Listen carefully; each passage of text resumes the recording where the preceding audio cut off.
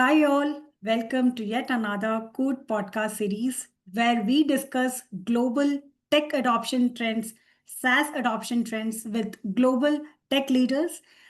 Today, we have one such tech leader with us, very special guest, a GCC evangelist, transformation leader, Mr. Pawan Sachdev, who is leading digital and financial services, and digital platforms at Carelon Global Solutions. Welcome, Pawan. Thank you so much for joining us today, taking out time and joining us today. Pawan, I have given a very brief introduction about yours, but I understand your role is more like, operating on an aeroplane which is still flying without grounding it, and that too working on mission critical projects. So would like to learn more about your career journey and your current role at Carelon. Great. Thanks. Thank you so much, Nageshri, first of all, inviting me to this podcast series. Pleasure to be here and looking forward to learn more from this conversation. Thank you.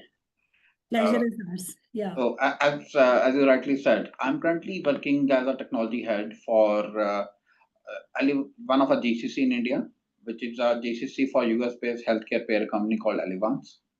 And GCC name in India is Carelon Global Solutions. We call it CGS as well. So I'm heading technology for CGS. Prior to joining Carelon, I was with Optum, spent about 11, 12 years with them between Gurgaon and US. I started my journey with Optum also when they were at a very, very initial stages, like a handful of employees, about 300 or so, and then seen a journey with Optum from 300 to 37,000. And then fortunately got this opportunity, which worked out very much with my vision, where I was kind of a founding member of the leadership team, first candidate, but took a little longer to join due to my commitments with Optum. And then currently, as I mentioned in the beginning, managing overall technology. And our footprint in India is about 19,000 today. And then technology footprint is about 9,000.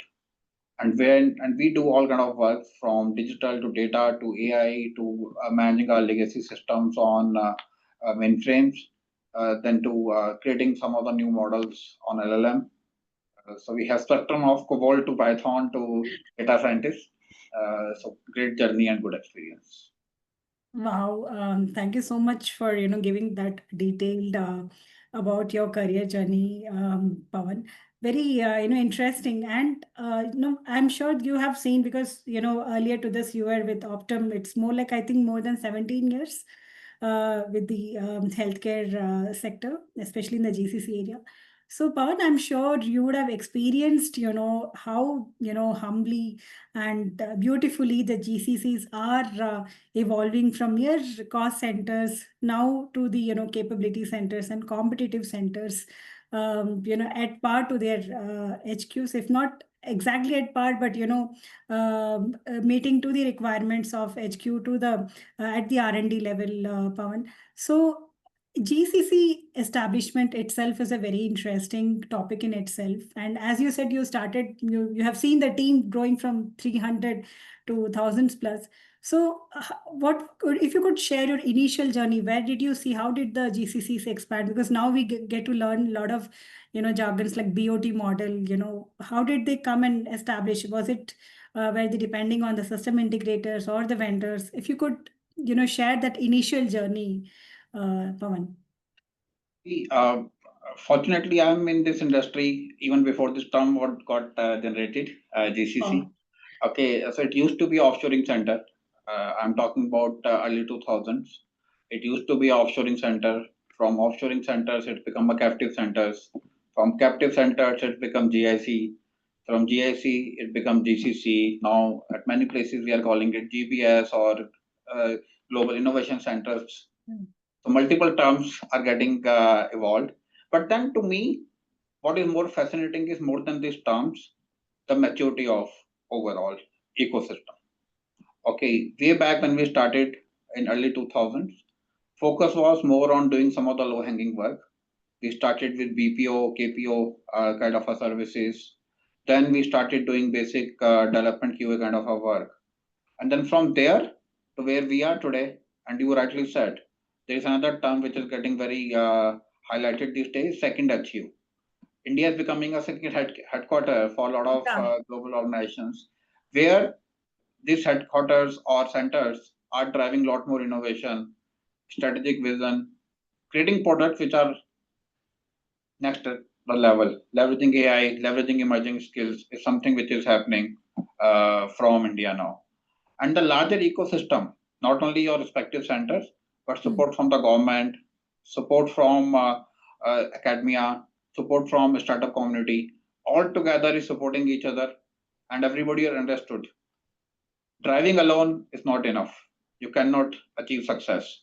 But to achieve our true success, we need to support each other and leverage the ecosystem more effectively rather than reinventing the wheel. So that's the significant change which I have seen. And then there are different operating models. Yeah. To your point, uh, there are companies which are setting up their own centers from the scratch. Then there are companies who are saying, okay, we will work with some of the SI, system integrators, and then gradually set up things and then transfer. Then there is another hybrid kind of a model where you use some of the plug and play model. Basically, there is a seats which are already available for you to Yeah. experiment. You hire your own people, they directly start leveraging those seats. Yeah. And then you get some of the shared services. For example, your CFO would be a shared CFO who will help you understand how Indian ecosystem would work.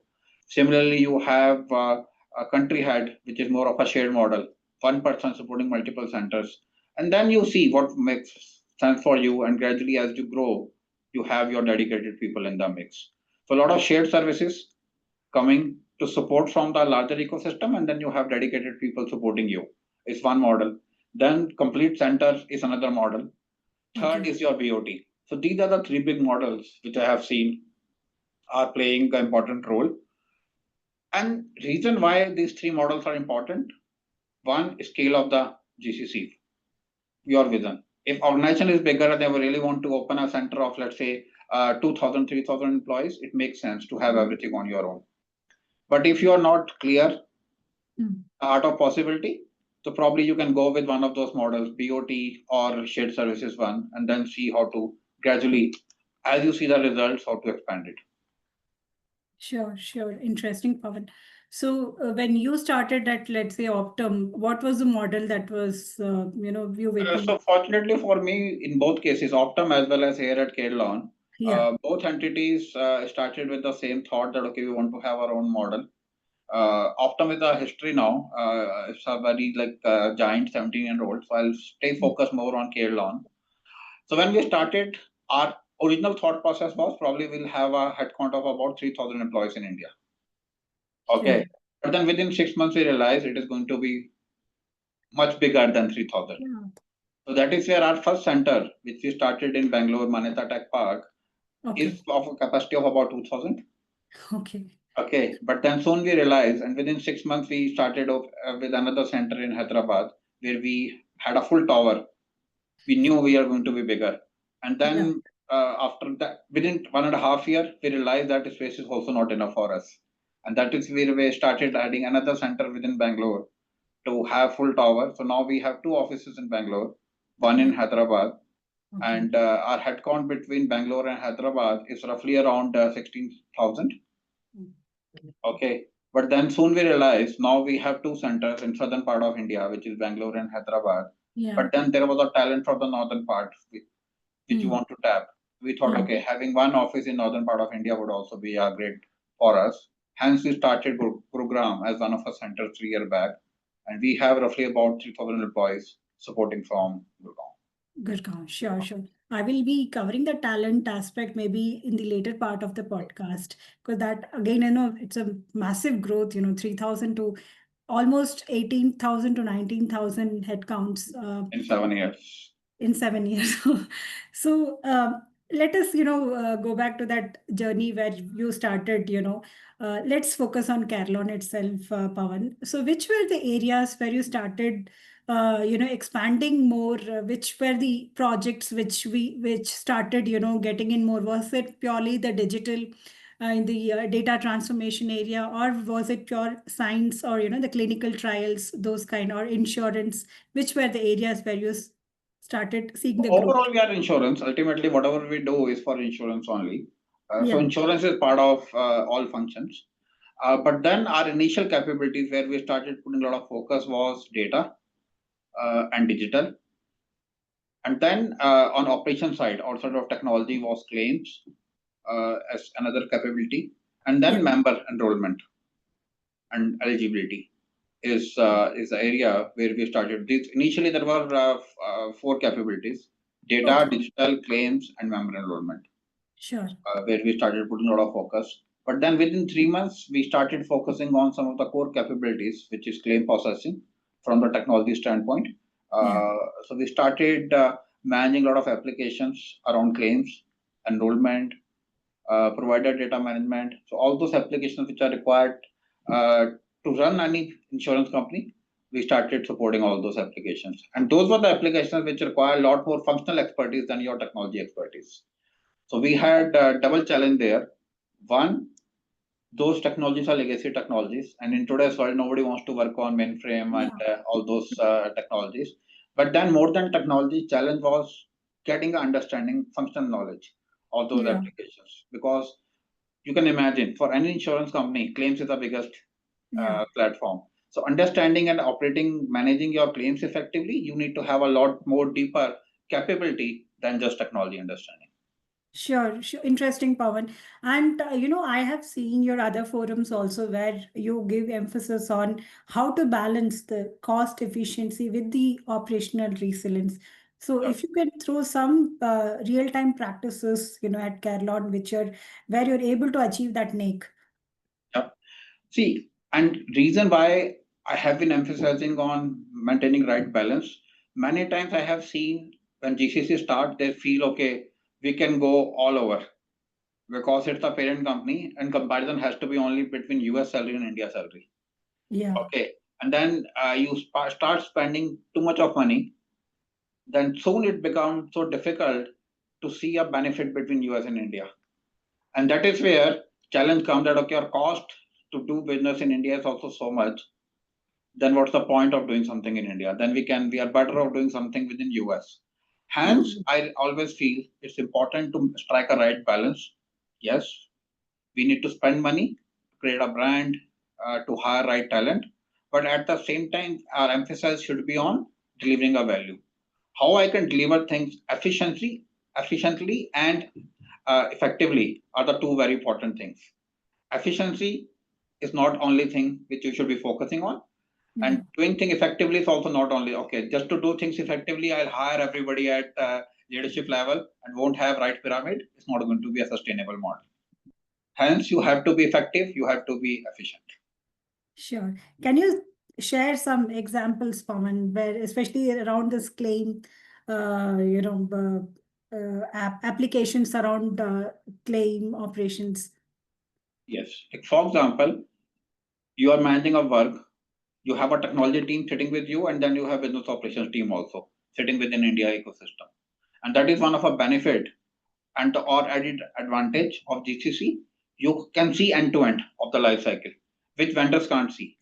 Because Yeah, some vendor may be working on operations, some vendor would be working on technology, some vendor would be working on upstreams, but nobody would have that end-to-end purview.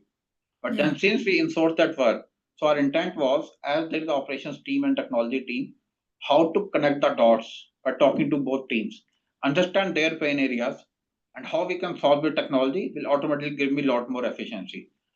Efficiency in terms of bringing automation. By leveraging technology, I can reduce the manual work. yeah, And people who are doing manual work can do things which are a lot more meaningful rather than doing things which are repeatable in nature. Things which can be achieved by technology, we should do by technology. Things which are, we should use human brain only for things which technology can't do.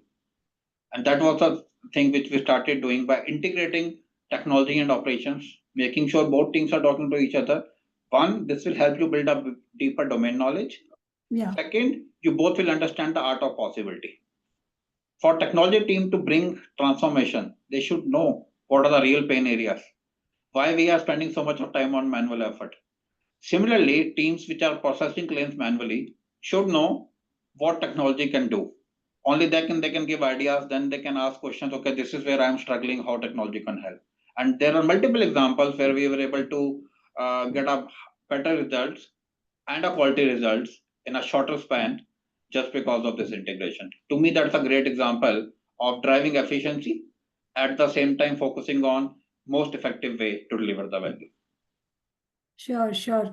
Interesting, Pawan. So I was expecting some, no, thanks for sharing that, the operational team and, the technology team should be, talking more. For example, in hospitals, it takes so much time for any patient to recover the claim. So were there any real-time cases where, the technology really played a interesting role and they can bring down the time of claim recovery, Pawan? They are, but then I cannot get into those details, Sure. unfortunately.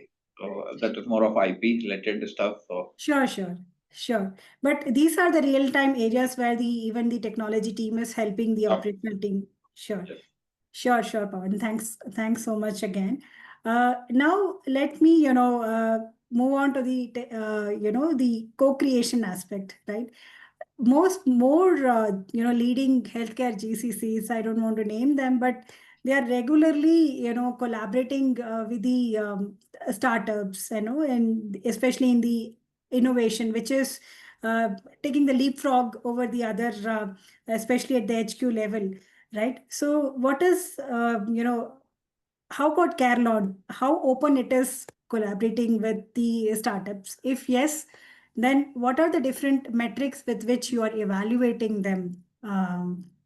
Especially if you could throw some red flags and some points where you actually evaluate the startup founders. Yes, Pawan. So, see, we are not in a business of acquiring startups, so I need not Sure. to evaluate them. What I need to do is there are problem statements. We have our living labs, which is more of an innovation lab kind of a, or R&D lab kind of a concept. We have living lab at each of the site. Time Okay. to time, we throw challenges that okay, this is what we want to do differently, and then we invite startups on monthly basis to Okay. see who has a problem or a solution, basically to solve my problem in a most effective way, and they share their ideas for this problem, what they can do, what escalators they have created, what products they have created, which will help me solve this problem. If it makes sense, then we take it forward, uh, get into formal negotiations and contracts with them, and start leveraging them to solve my problems. 2 minute is on the ground challenge, nothing in air. This is my problem statement, how you can solve it. And then obviously time to time we meet with a lot of startups to understand their capabilities and then Mhm. correlate it back. It's not that we invite everybody every month. Yeah. So there are specific themes. When we work on that theme, then we invite specific partners who can help us to solve those problems. Like for example, if I'm focusing Mhm. on data engineering kind of Yeah. a thing, so then I invite some of the startups who are doing really good work in data engineering space. Okay, who has created a lot of escalators. Similarly, when I'm working on a cloud, I invite somebody who has good cloud expertise and created escalators. Similarly, there are operational challenges also. For Yeah. example, how to reduce the cost of care. Okay, how to bring value-based care in the mix. If somebody has a solution to improve value-based care, we'll certainly leverage them to improve my program. There are multiple programs, and then there are a lot of startups. They all have their catalogs. They share what are their expertise areas, and then we leverage them. Not only startups directly, but then in today's world, there are a lot of larger bodies like T-Hub, NASCOM. Yeah. Similarly, in each of the states, there are different bodies which has a good inventory of startups in the state, Yeah. their capabilities. So we go and spend a lot of time understanding their capabilities time to time, and then gradually start leveraging them in one or other way. Sure, sure, Pawan. So you mentioned every month, if not, I mean, not regularly, but every month you're so Almost how? regularly from last 6 months, there is a rhythm. Every month we are inviting a few startups Sure. to get deeper into their expertise area, and then also to give them some of the problem statements how they can help us solve this. So because our audience are mostly the startup, definitely this is helpful, Pawan, which you have shared. But how would they come to know that okay, this is there any particular As I said, forum? we work through these bodies. Sure, NASCOM and T-Hub are the two big bodies. sure. Then similarly, IIT has their incubator. Yeah, Similarly, IIM Bangalore has their incubator. So we work through those incubators where they have a lot of startups who are sitting there and working. We meet them and then gradually invite them for deeper discussions. Sure. Interesting, Pawan. Now, I want to go to, the step, I want to step back and, again come to the GCC thing, right? Because now you're co-creating with startups and definitely you want to leapfrog. And so, according to you, Pawan, what is the success of a GCC? Because one where we see that, GCC leaders want to really establish one more GCC and increase the headcounts. On the other end, they want to grab, good quality projects which are R&D. So is it volume or the value? Which one do you advocate for the success of GCC, Pawan? I would say it has to be a mix of both. You need some level of volume. Once you become a sizable, okay, you should have a meaningful headcount to create an impact. Okay, I'm not saying that, okay, with limited headcount, you can't create an impact, but then your journey becomes a little difficult. Okay, but then if you have a sizable headcount at GCC, and then you start leveraging that headcount in a most effective. Did I lose you? No? Okay, sorry, it become blank for all. Okay. Okay, so what I was saying is once you have a sizable headcount, then it is very easy for you to focus on adding a value. So initial few years are more on bringing work so that you start understanding a larger ecosystem. Once you understand the ecosystem, then focus should be on building capabilities and adding value through those capabilities. The impact those capabilities are creating are very, very important. Rather than because nobody focus after that, what is your headcount? Your success only comes through what value you are adding to your parent company, how you Wonderful. are impacting bottom line and top line with Wonderful. the Yeah. overall mix is very, very important. Sure. No, wonderful, Pawan. Well put. Now, how do you, attain the autonomy, right? Because it's easy said than done, but how do you get the internal work? How do you do the internal selling? How do you negotiate with the HQ?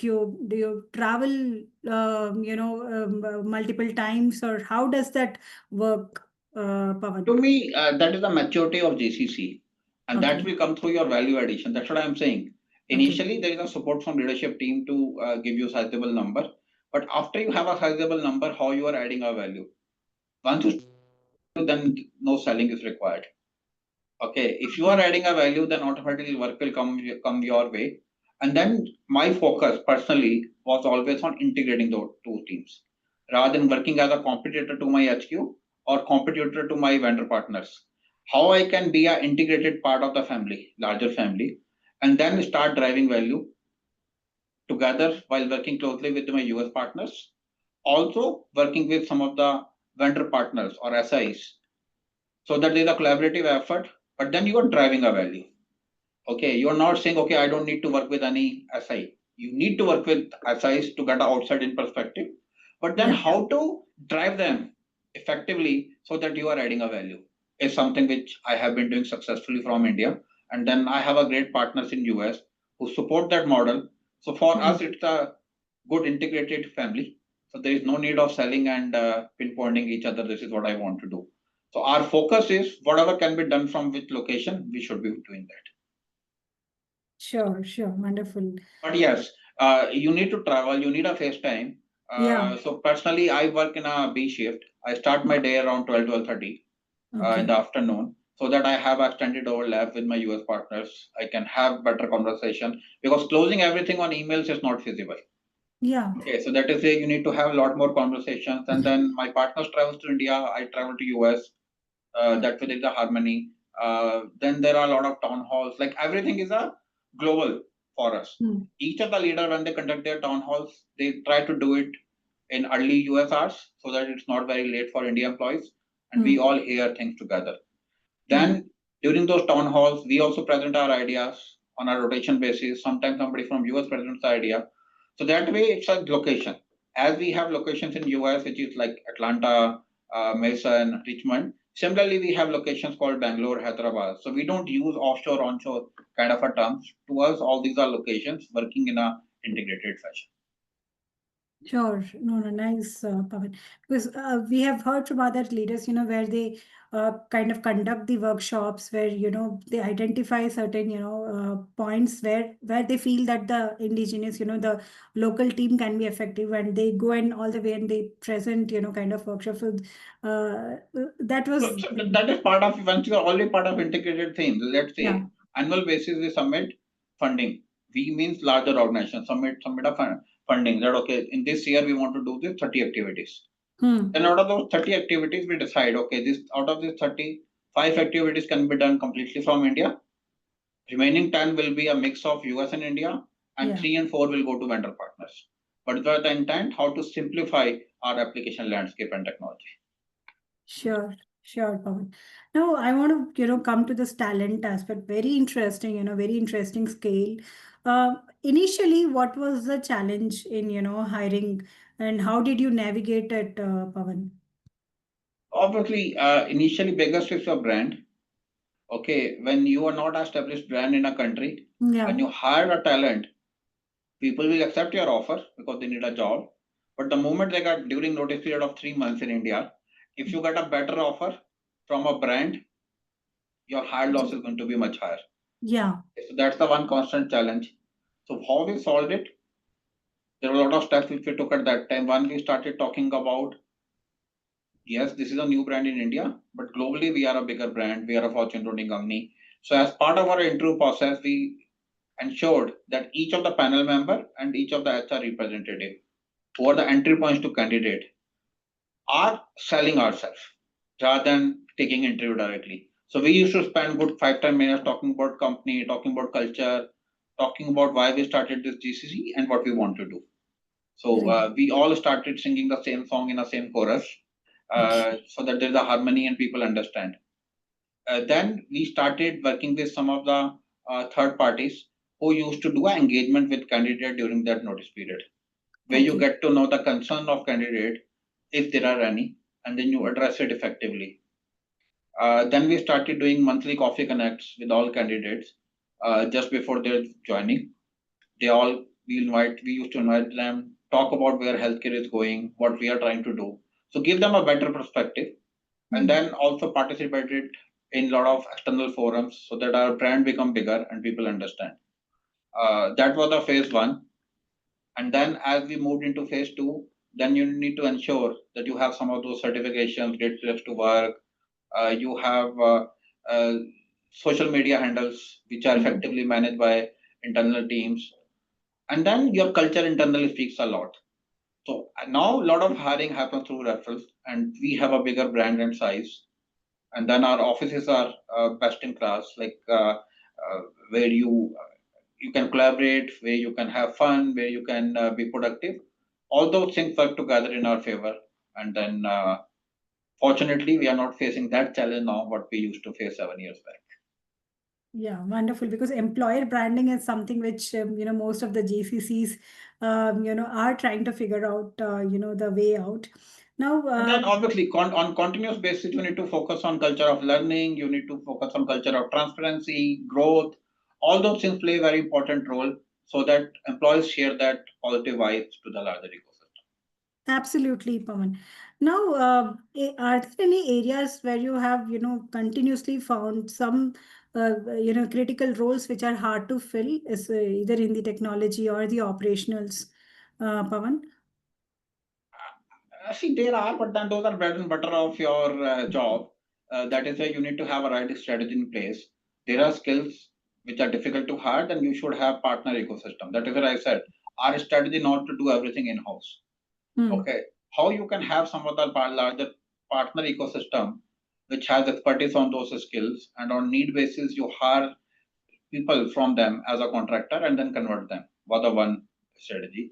Second, as you working on a roadmap for the enterprise, you know we are getting funding, and this funding will be getting leverage on these application areas, which means there will be a spike of this skill in next Hmm. 6 months. So how you can build a talent pipeline, how you start conducting a lot of training internally, all that work together. So technically, there are three, four levers what we have to Yeah. overcome any challenge on scale. one partner ecosystem from where I can hire an individual as a contractor and convert them to a full-time employment after 6 months. Sure. And we have identified some of the larger entities who are very good in giving trainings. And I'm not talking about just training companies. I'm talking about companies who are boutique, who have that capability. So we invite them to train our people with practical examples rather than Okay. just giving a theoretical gyan. That worked very well. Third, internal art teams are putting together a lot of curriculums to continuously build the pipeline. Fourth, we have a bench strategy, and we Okay. leverage bench to train people on different skills. So, with all together, these three, four steps which we are taking, I don't see. And now we have a scale. See, it's Yeah. an incremental skill which you need to add. So that's not that difficult. Like for example, all of a sudden there is a now question of Gen AI skills. So which is Yeah. the overall industry problem. So it's not that okay, it's only my problem, but then how to build that skill by leveraging these four platforms which I mentioned, I'm able to overcome the challenge. Sure. Pawan, can I go a little deeper in this four platform that you have mentioned? So you mentioned, you're also partnering with the, external partners. And on the other hand, for upskilling, especially I want to understand for upskilling with the existing professionals. So what is the mix, Pawan? Are you kind of giving the, the framework externally, or you design the, the courses or the content internally? What is the mix, or what is So the ratio? we have something called skill architecture. Okay, what we are doing with this platform is we started journey 4 years back of this skill architecture. For each of the role, what are the skills which are needed? Your technical skills, behavior skills, and soft skills, combination of and leadership skills. Combination of these four skills makes a role. And then for each of the role, let's say there are 100 resources, but then there are 10 roles. So each resource has to pick up a role which is suitable for Yeah. him or her. They pick up a role and they do the assessment where they are on all those skills. Then their manager does the assessment in the gap between what is expected, where this individual is. Yeah. Basis this, your trainings get identified. How many trainings you need to do, and with maturity, my expectation will also change. Today's skill is saying rating of 3 is okay because you have just 2 years of experience. But the moment your experience become 4 years, your rating has to be 3.5. Okay, and for Mhm. 3.5 rating, you need to complete certain external certificates also. Only then we can assume that you have this level of skill. So all that is a larger ecosystem which we have put together, which help us identify the gaps in my ecosystem, and Yeah. then based upon that gap, identify the strategies. For example, if there is a particular skill, let's say frontline managers needs to be much more strong in influencing skills. It's one trend which I'm seeing continuously in various teams. So then Mm. I'll put together a continuous rigor of making sure people are learning this skill rather than doing ad hoc skills training. Yeah. So that is where this framework helped me identify the skills, identify gap, and then define the training plans, training need for the organization as well as for respective teams. Wow. So you mean to say that it is, solely the organization which is identifying the right gap and then Yes. suggesting the Yeah. curriculum and the And then ups. obviously you have option to drill down and drill up both. You can drill down to see at team level, then you Okay. can drill up to see at enterprise level. What are the key skills? Very interesting, Pawan. Now, you also mentioned, you're partnering with. So how is your experience so far? Is it like you are taking the freshers? Do you type with the colleges Yeah, or? yeah. So we have a campus engagement team, and Okay. then for us it's an engagement. That's what I'm not saying campus hiring team. So Huh. engagement has to be a throughout the year. You cannot go only for hiring to campus and then expect to get a best talent. You need to invest. We work with colleges to make sure in Hmm. last semester they are getting trained on the skills which I need. Sure. Okay, and then we engage them. We make sure students understand where industry is going. So we spend a lot of time conducting hackathons with some of these colleges. Then we educate them on need of learning skills which are needed for the job. Sure. Okay, and then we give them a lot of industry exposure. And then when we go to my campus for hiring, they already know our brand. So that way it become easier for us to pick up a top talent. So my hire loss ratio in campus is almost zero. Wow. So Sure. whomsoever we are giving offer, they all are joining us. Sure, Pawan. And what is your take on, other than the freshers, what is your take on applying AI in recruitment from, screening? Because I'm sure you'll be bombarded with so many the talent acquisition tools. Fortunately, we use the Workday. Now, Workday itself is coming up with a lot of AI related things Yeah, from your like candidate experience, from uploading resume to screening to finalizing. Everything is happened through AI. So that is where there's a lesser effort by TA team, and then a lot of things are getting managed automatically by technology and candidate directly. sure, Pawan. Now, no, coming back to the scale, right? I think almost 19,000 headcounts. Now, how do you ensure the unity, the culture unity, especially when you have to grow the innovation and strategies? So, how do you maintain that at Carelon, Pawan? So there is a culture which we started, culture journey, which is a global journey for us. We have 5 values.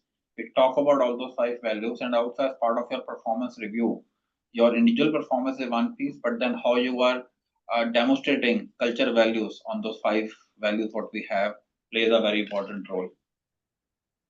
So that is where I think it is working very well for us. And then culture is not something which can change overnight. Hmm. You need to be very, very clear when you are hiring a candidate, you evaluate them from that culture parameters.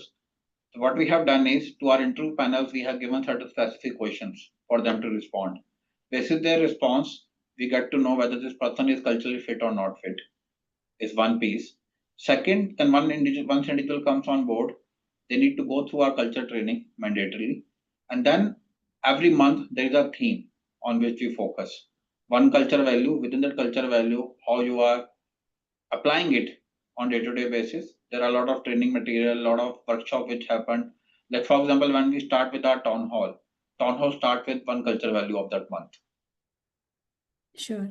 Okay, so that is a continuously you're talking about things so that everybody understand. Like for example, it's very easy to say leadership is one value for us, but then how to develop leadership? Leadership is not about certain roles. Leadership is for each individual to play, which means there has to be certain parameters. Like for example, when you get into a meeting, you should start that meeting with mood level where you are curious to know, not going with your perceptions. So there is a concept called mood elevator. We talks about the benefits of when you start the meeting with curious mind versus when you start the meeting with low mind. How our outcome change with your mood. Again, I'm not saying talking about this concept will change everybody, but then gradually people will understand and you see that change in your ecosystem. So that is where what we are saying is training is one piece, but then every month there has to be one focus area where we talk about why this is important and with specific tools and frameworks. That, for example, leadership is my value, but Yeah. mood elevator is one framework within that.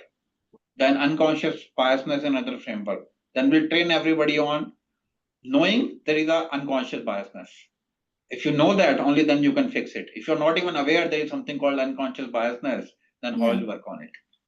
Sure, absolutely. So true, Pawan.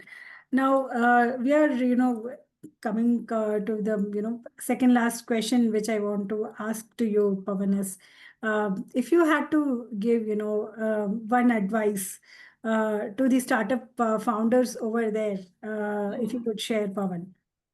So you have to be obsessed about what you are solving. Many times I feel if there is a race that okay, I want to become an entrepreneur, and you start doing something without having an end goal in your mind, like what is the problem which you are trying to solve. Identifying right problem and giving a solution is very important rather than just working on a solution and then identifying problems. That where my solution can be fit in. Sure. Sure, Pawan.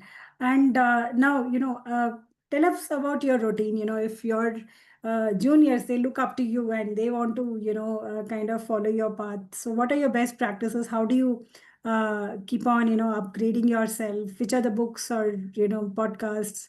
How do you, keep upgrading yourself and keep your So, breast? fortunately, these days you need not to enroll for formal trainings. I'll come to that also, what I'm doing personally. But then I would say, suggest everybody in my team pick up latest trend. Like for example, from last 1 year, everybody is talking about Gen AI. Yeah. Okay, it's not necessary that you have to see how you can change the life of somebody with Gen AI. First, start adopting Gen AI day-to-day basis. Okay, let's say even if you're writing an email, very basic thing, how you can review your email with Gen AI so that you have a buddy or assistant who is reviewing your work.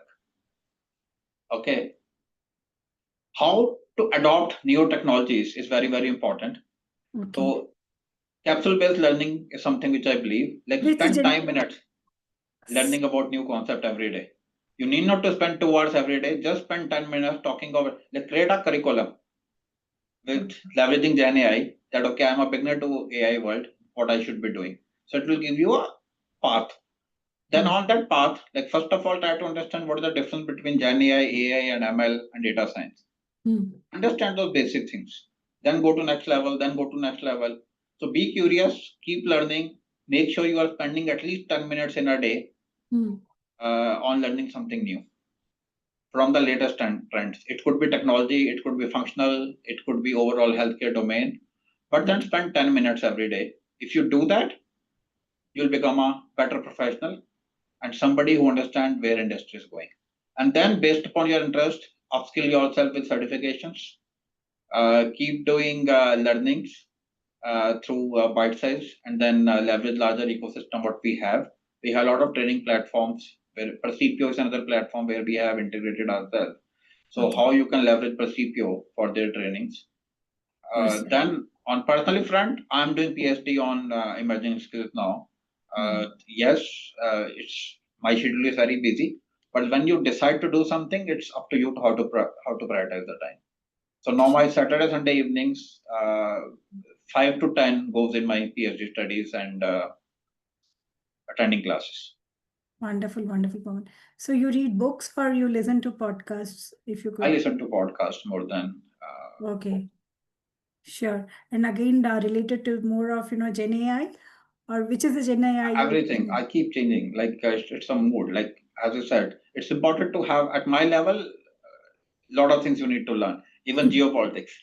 Okay, technology, what's changing in healthcare, what are the latest trend, where market is fluctuating, what is the new thing in pairs, and what are the challenges of providers, where PBM world is going. So I keep reading about or listening to podcasts related to all of these things. Sure, sure. Sure, Pawan. I think that's a wrap. Thank you so much for joining us and sharing so many interesting insights. Looking forward to host you more. Maybe we can kind of have a workshop, especially in the areas where you mentioned about the balance of cost efficiency and operational resilience. Maybe in that area, would like to feature you again, Pawan. Happy to do so. Thanks, Nageshwari. Thank you so much for your time and nice talking to you. Sure, sure, Pawan. I'll just pause the recording.